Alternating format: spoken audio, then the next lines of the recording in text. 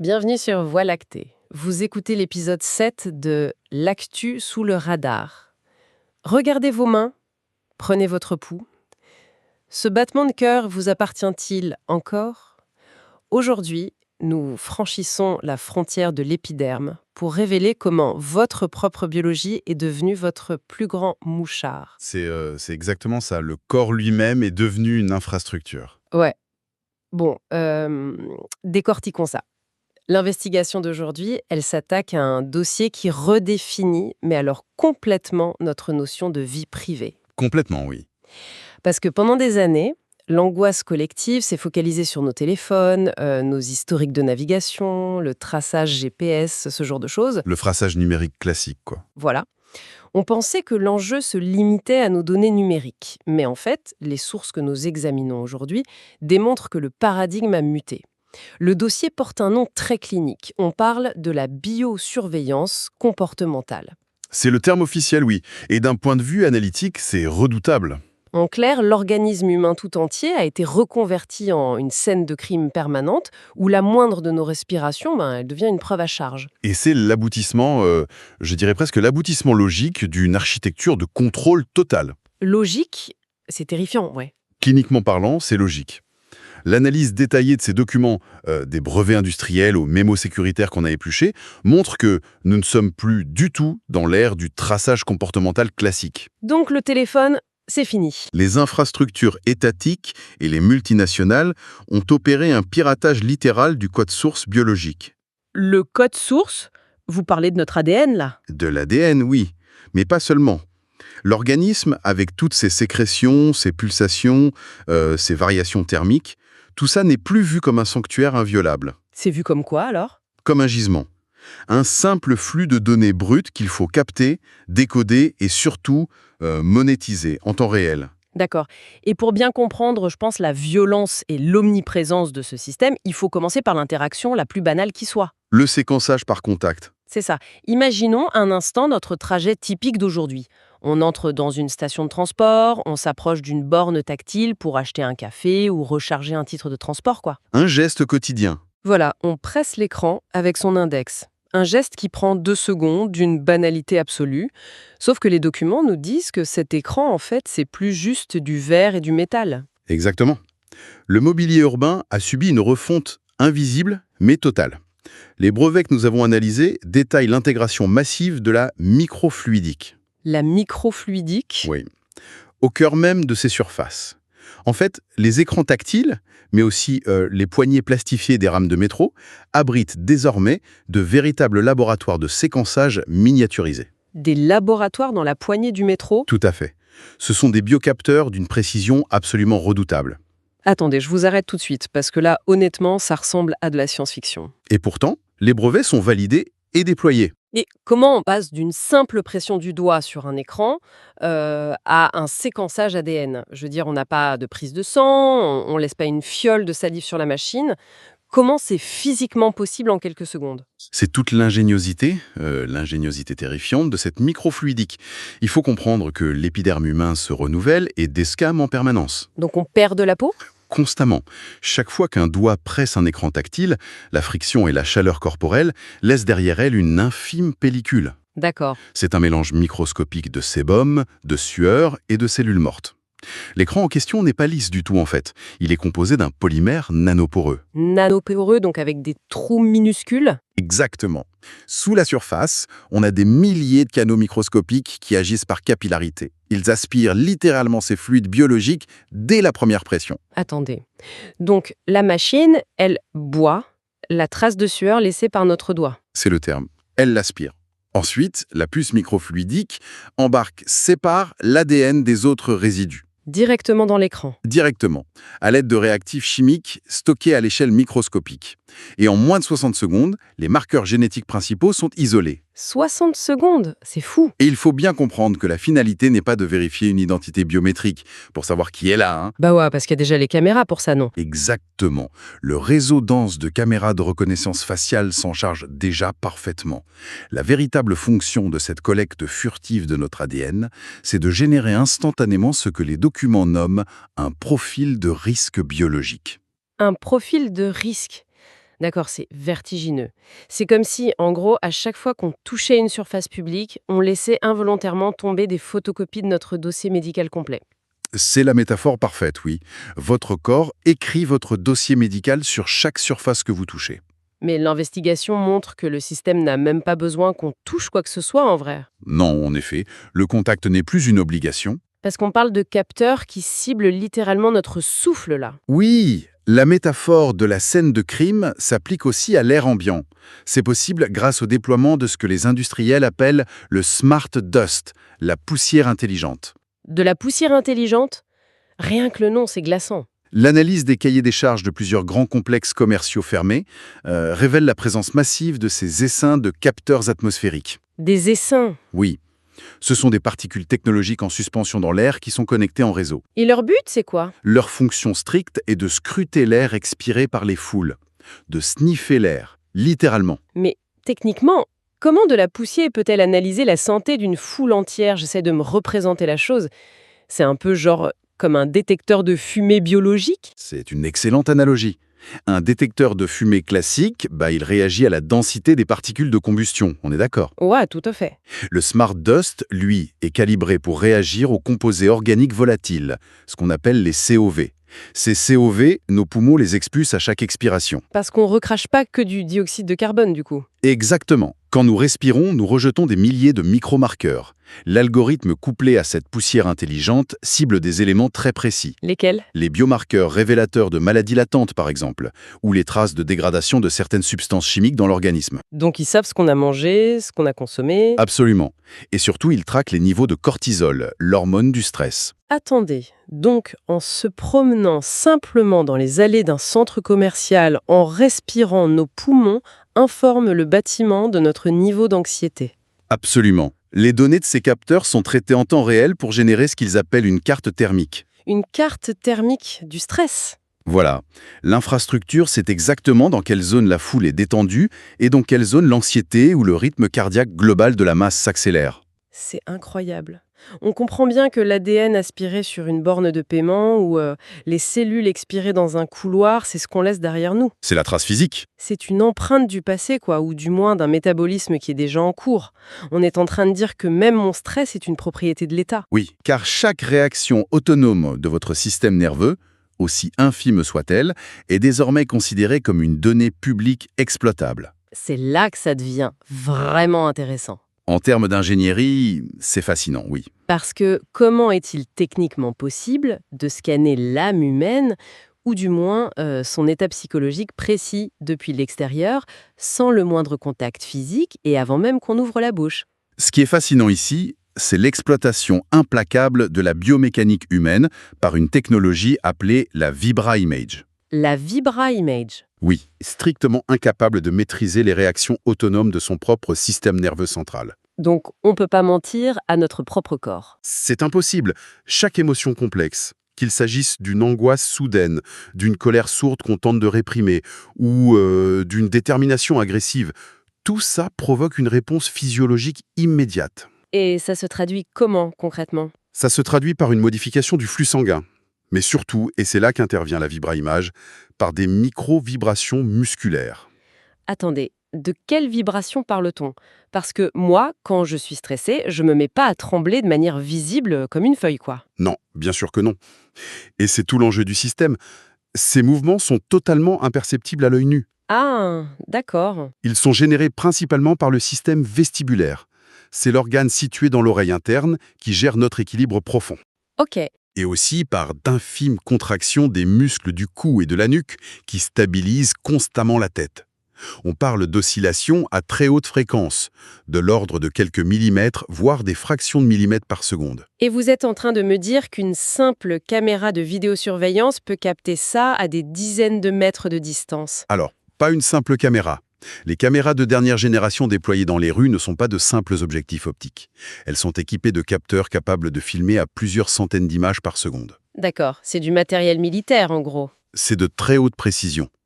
Et le logiciel VibraShape ne regarde pas votre visage. En fait, il se désintéresse totalement des expressions faciales. Ah bon?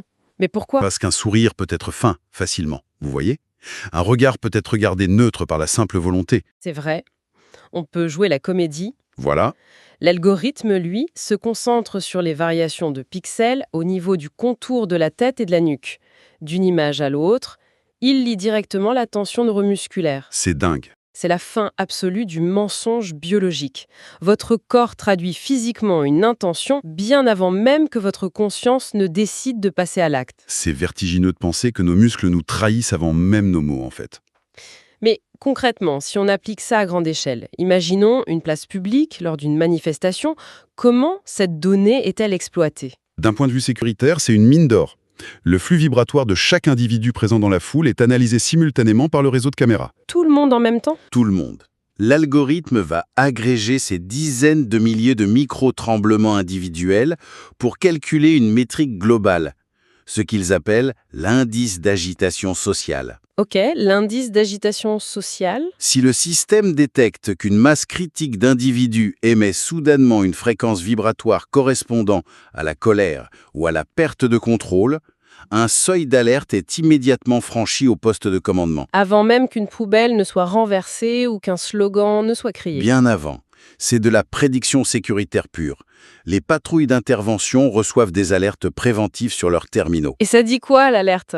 Attention, ils vont s'énerver. Ça leur indique qu'à tel carrefour précis, la tension musculaire globale de la foule indique un passage à l'acte imminent. L'intervention policière est déclenchée non pas par un délit commis, mais par une probabilité mathématique dictée par la physiologie collective. C'est la gestion de foule transformée en médecine vétérinaire à grande échelle, c'est glaçant. L'analogie vétérinaire est assez juste en effet. Mais là où l'investigation prend un tournant encore plus sombre, c'est quand on suit le cheminement de toutes ces données. C'est la suite logique du système. Parce qu'une fois que ces algorithmes ont compilé l'indice d'agitation via les caméras et extrait le profil de risque biologique via la microfluidique, ces informations, elles ne restent pas gentiment confinées dans des serveurs gouvernementaux. Évidemment que non. Le modèle économique ne le permettrait pas. Voilà, elles ruissellent.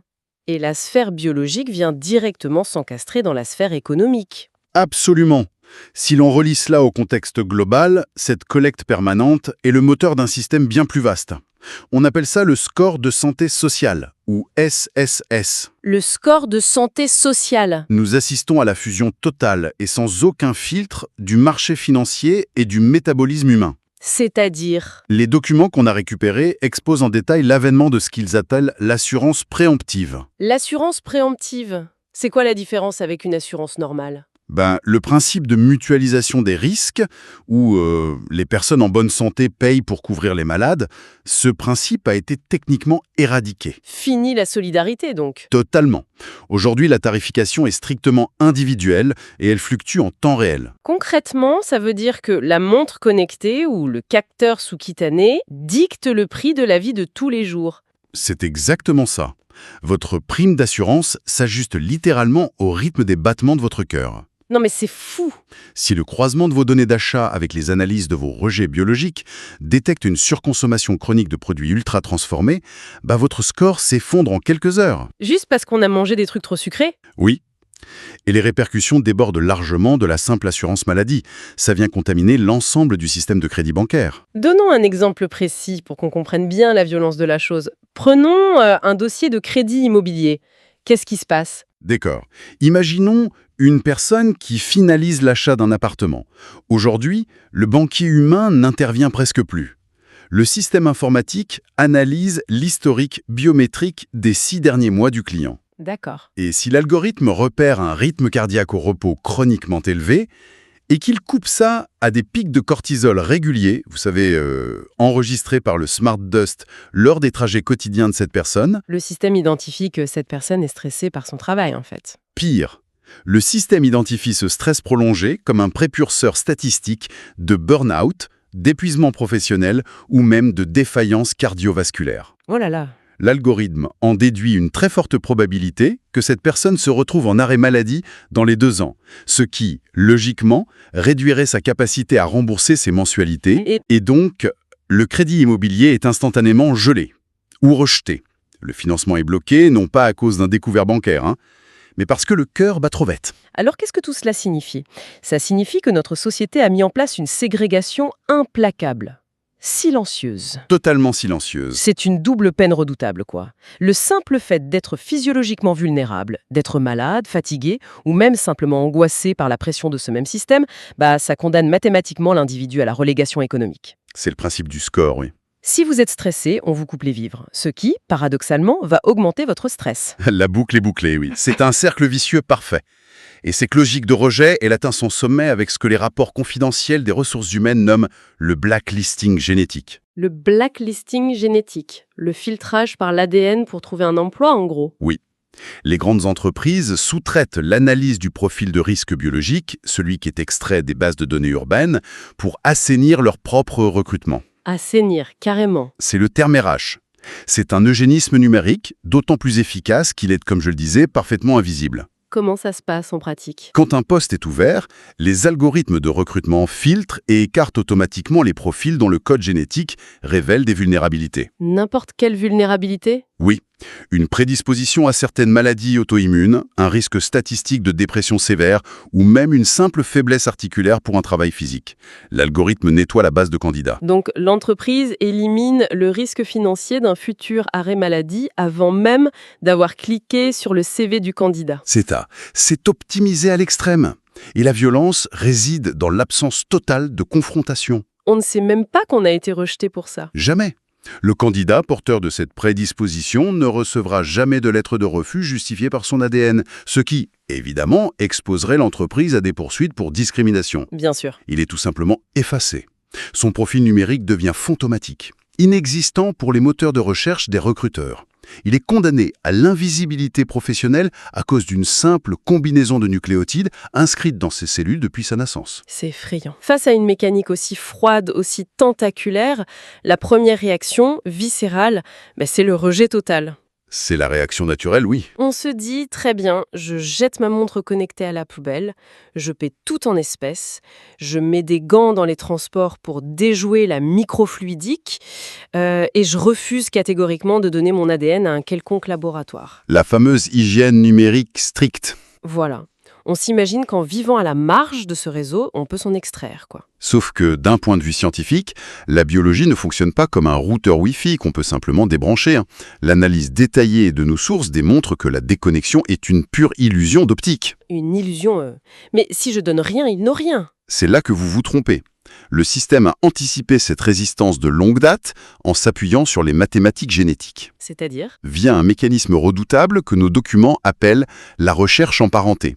C'est ce qu'on appelle techniquement le piège de la lignée. Un piège qui se referme sur nous, même si on a tout fait pour effacer ses traces, Précisément. Les agences de notation sociale et les forces de sécurité n'ont absolument pas besoin de prélever directement l'ADN d'un individu récalcitrant pour le profiler, de la tête aux pieds. Comment ils font alors ? L'architecture de la reproduction humaine obéit à des règles de partage génétique très strictes. Imaginons que vous refusiez tout test, d'accord ? Ouais, je porte des gants, je fais attention à tout. Très bien. Mais disons qu'il y a 5 ans, l'un de vos cousins éloignés, ou le neveu d'un oncle, a acheté un de ces kits de généalogie récréative sur Internet. Ah, la fameuse recherche des origines, présentée de manière très ludique, là. Exactement. Il l'a fait par simple curiosité, pour connaître ses ancêtres, et il a envoyé un échantillon de salive. D'accord. À partir de ce simple fringlement introduit dans la base de données globale, le réseau s'active. En croisant les données d'état civil, les algorithmes calculent les segments d'ADN partagés au sein de la famille. Oh, je vois où vous voulez en venir. À partir de ce seul cousin éloigné, ils sont capables de déduire, par triangulation et par probabilité statistique, jusqu'à 90% de votre propre profil génétique personnel. 90%? Waouh! Juste avec un cousin? Oui. Vous n'avez jamais rien consenti, vous n'avez jamais craché dans un tube. Mais votre code source est désormais modélisé et stocké dans le système. Donc une simple erreur d'inattention, une curiosité anodine de la part d'un membre de la famille qu'on ne voit peut-être même plus au repas de Noël, et c'est toute la ramification familiale qui est exposée. C'est ça. La génétique n'est pas une donnée individuelle, c'est une donnée de réseau. L'ADN fonctionne ni plus ni moins comme le mot de passe d'accès ultime à votre identité. Sauf qu'on ne peut pas le changer. À la différence fondamentale, oui, qu'il est physiquement impossible de le réinitialiser ou d'en changer les caractères si on le perd. C'est terrifiant. Le simple fait biologique d'appartenir à un arbre généalogique humain suffit pour être définitivement catalogué, criblé par les algorithmes de recrutement et intégré au système de notation du crédit. Donc on est tous déjà dedans en fait. L'anonymat biologique n'existe plus à la seconde où un seul membre de votre lignée a interagi avec l'écosystème numérique. C'est l'édification de l'ultime prison. Et c'est une prison qui n'a pas de barreaux de fer, qui n'a pas de mur physique. Elle est bâtie à l'intérieur même de nos cellules, dans la structure de notre sang, quoi. C'est une architecture biologique de contrôle. Le refuge de l'anonymat est violé par procuration. Ce que l'analyse de ces documents nous révèle aujourd'hui, c'est l'achèvement d'un projet d'encerclement total de la condition humaine. Total, oui. Parce qu'au début du siècle, on a d'abord surveillé nos communications écrites et orales. Ensuite, on a cartographié nos déplacements géographiques dans la ville. Et maintenant, l'enclos s'est refermé sur la machinerie biologique elle-même. On est arrivé à la source. La notion même d'intimité se désintègre quand une simple borne d'achat analyse le fonctionnement de votre système immunitaire ou quand la caméra de la rue déduit vos pensées en lisant les microcontractions de votre cou. Cela soulève une question cruciale qui dépasse même le cadre de la simple surveillance institutionnelle. Laquelle ? Si notre propre ADN est devenu un mot de passe inchangeable qui contrôle absolument tout, de notre accès au crédit bancaire jusqu'à notre employabilité et notre place dans la société. Oui.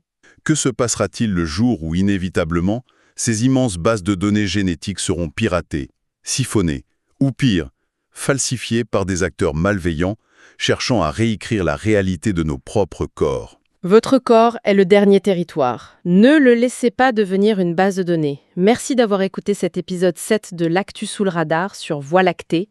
Restez vigilants, restez humains et surtout, restez sous le radar. À très bientôt.